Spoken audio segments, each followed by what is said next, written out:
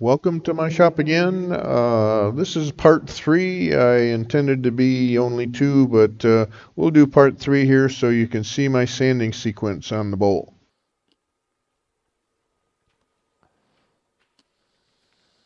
Okay, we're going to sand the outside and the inside here while we're still on our glue block. I can only sand so far up here, and I'm going to have to sand the wings by hand with the lathe off.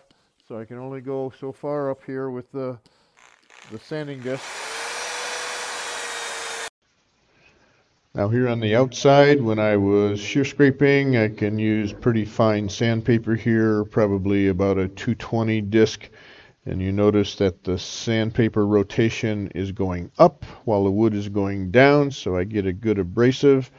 And I've slowed everything down. The speed of the lathe is slow because it's not round anymore. It started to dry out. It's running a little bit oval. Another reason to slow everything down is because of heat. You don't want to heat up the sanding disc or the wood and start to get some heat checks, and cracks can start because of heat. So we've got to keep it cool. And so I only use the coarse sandpaper with the drill, because the finer sandpaper on a drill will just get dull in a heartbeat, and then it won't cut and it'll heat up, and that's not good. Now on the outside, I've finished sanding with hand sandpaper down with the finer grits down to 600.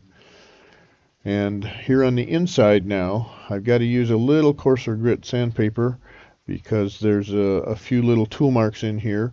These tool marks are going to go away really easy with, maybe this is a 120 or 150 sanding disc here. The tool control that I have with the slicing cut of my bowl gouge has not left any torn out grain.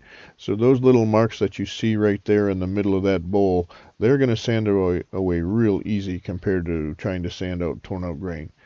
So it'll go pretty quickly here.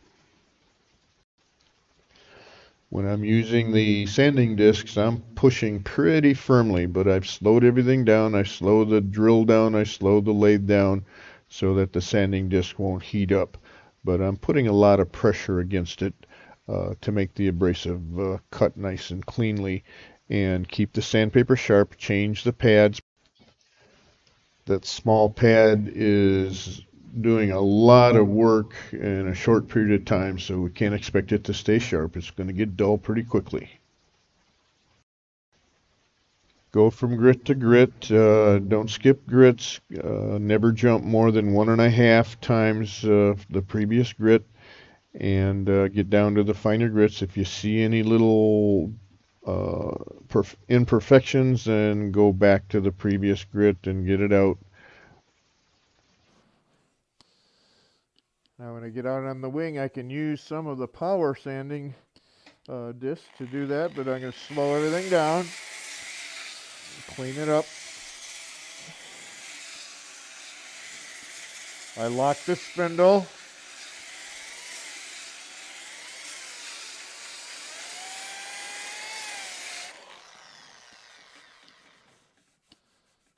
Nice.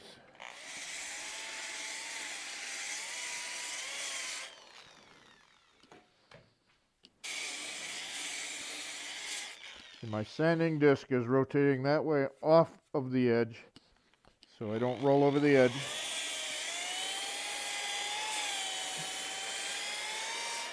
I'm sanding downhill off the edge.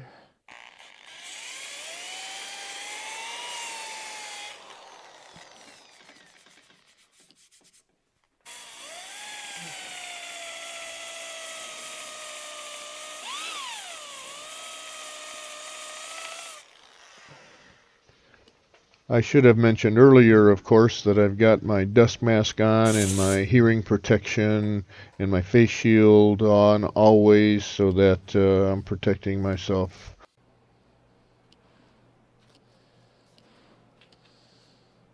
Okay, well, for the finer grits, I only use hand sandpaper. I don't use the mechanical spinning because it's just going to heat up and check and crack the wood and burnish the wood, and I want to use sharp sandpaper, so I have to slow everything down. My fingers are right here. If I feel any heat, I know I'm on dull sandpaper. I move to sharp sandpaper. Get a little bit of heat, I move over to sharp sandpaper.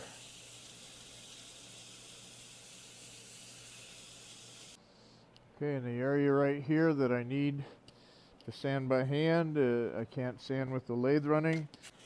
Lock the spindle down and do it by hand.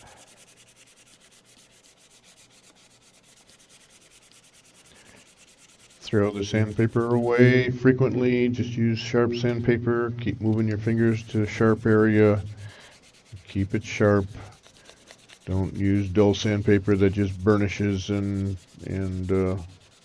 doesn't cut the surface clean.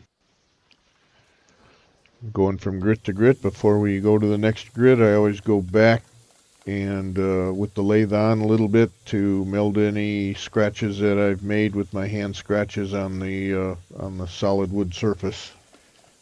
Okay, we get her all down to 600 grit and we're ready for some finish. Thanks for watching. Don't forget to support my sponsors and check the subscribe button and ring the bell notification on your way out. See you next time.